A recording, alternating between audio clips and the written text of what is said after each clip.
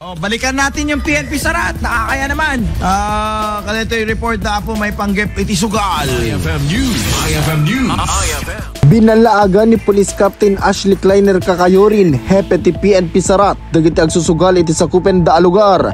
Dahito ket kalpasan anatiliw dagiti upat ka individual ang agsusugal iti binatayan iti kalabes. Kuna ti hepe asaan da palubusan dagiti amin a panagsusugal wenno ay ayam nga da iti mairaman a kwarta. Imbatan ti hepe nga adun dagiti aguutang kadagiti salsal dati sa likwada gapo iti daytoy.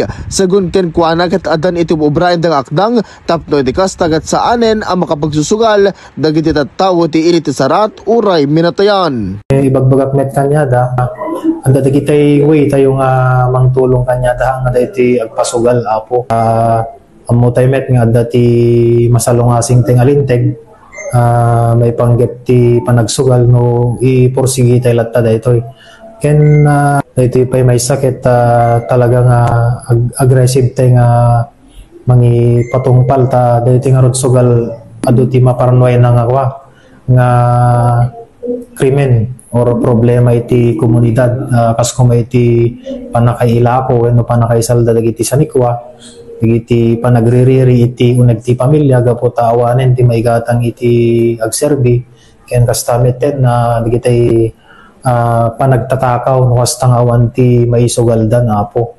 Inayon ti hepe ano kayat arumang ay dagiti residente iti sakupen da lugar ket saan da kuma nga ubraen iti panagsugal. Para iti IFM News, Idol Lawrence Martinez, Tatak, RMN.